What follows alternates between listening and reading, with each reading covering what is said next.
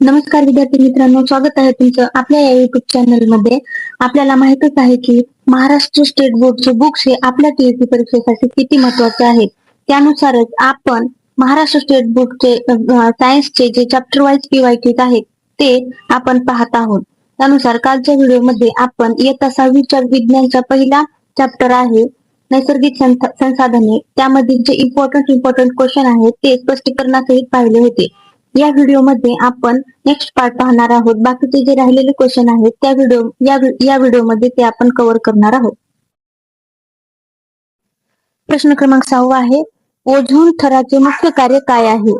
Option 1 पाऊस पाडणे, option बी वारा निर्माण करणे, ऑप्शन सी युव्ही किरणांपासून संरक्षण करणे, ऑप्शन डी तापमान कमी करणे.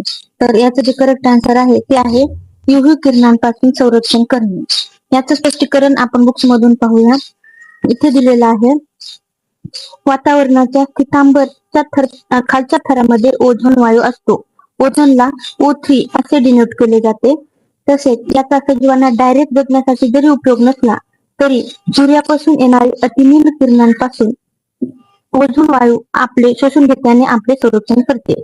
तसेच एसी आणि रेफ्रिजरेटर्स यामध्ये जे थंड होण्यासाठी वापरले जाणारे क्लोरोफ्लोरोकार्बन आणि कार्बन टेट्राक्लोराइड आहे त्याच्यामुळे ओझोन थराचा नाश होत आहे.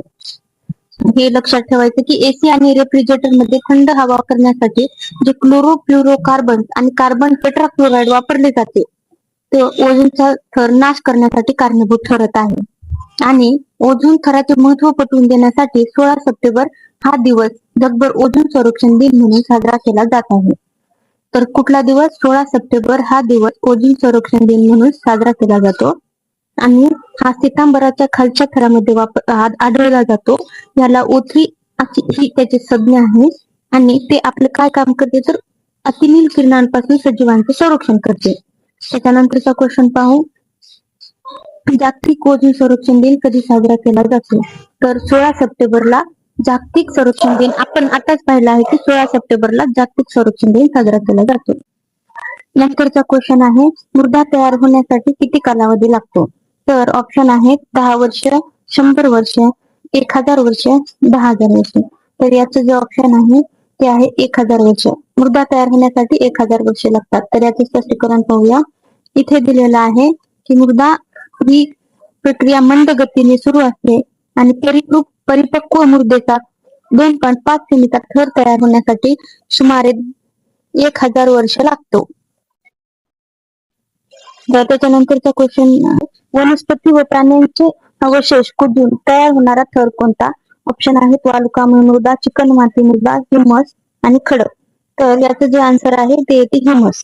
चला तर मग कसं येते त्याचे स्पष्टीकरण पाहूया. इथे मृत वनस्पती व प्राणी यांचे सूक्ष्म जीवामार्फत विघटन होऊन म्हणजे ते कुजून मृदेवर जे थर तयार होतो त्याला कुथित मृदा किंवा ह्युमस म्हणतात. कुथित मृदा जमिनीला पोषक घटक पुरवण्याचे काम करते. तसेच मृदेत हवा खेळती ठेवणे, मातीत पाणी धरून ठेवणे या काम देखील कुथित मृदा महत्वाचे असते. चांगल्या सुपीक मृदेच्या वरच्या थरामध्ये कुथित मृदेचे प्रमाण 33 ते 50% असते. इथे काय काय इम्पॉर्टंट क्वेश्चन पॉइंट आहेत. तर मृत वनस्पती व प्राणी यांचे सूक्ष्म जीवामार्फत विघटन होऊन जमिनीवर जो थर तयार होतो त्याला कुथित मृदा किंवा ह्युमस म्हणतात. कुथित मृदा जमिनीला पोषक घटक पुरवते, मृदेत हवा खेळती ठेवते, मातीत पाणी धरून ठेवते. तसेच चांगल्या सुपीक मृदेमध्ये वरच्या थरात 33 ते 50% असते. कुथित मृदा वरच्या थरामध्ये चांगल्या मातीमध्ये 33 ते 50% असते. नंतरचा जो क्वेश्चन आहे तो आहे, भारतीय हवामान विभाग IMD ची स्थापना कधी झाली? तर ऑप्शन आहेत 1857, 1875, 1947 व 1950. याचं पाहूया आन्सर. भारतीय उपखंडाच्या हवामानाचा अभ्यास करण्यासाठी भारतीय हवामानशास्त्र संस्था 1875 मध्ये स्थापन करण्यात आली.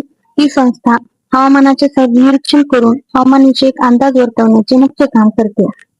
तर लक्षात आलं का की IMD ची स्थापना ही 1875 साली करण्यात आली. भारतीय हवामान विभाग हा क्वेश्चन विचारू शकतात. भारतीय हवामान विभाग IMD ची स्थापना 1875 ला करण्यात आले. तर थँक्यू. व्हिडिओ शेवटपर्यंत बघितला त्याबद्दल थँक्यू सो मच. अशाच नवनवीन महत्त्वपूर्ण व्हिडिओसाठी चॅनलला सबस्क्राईब